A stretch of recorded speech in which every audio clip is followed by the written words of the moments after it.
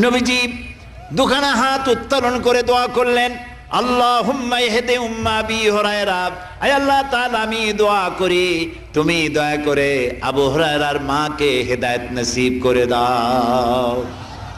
রাসূলুল্লাহ দোয়া করলেন আল্লাহ ওর মায়ের হেদায়েত করে দাও। হযরত আবু হুরায়রা রাসূলের মুখে দোয়া শুনে দিয়েছেন দৌড়।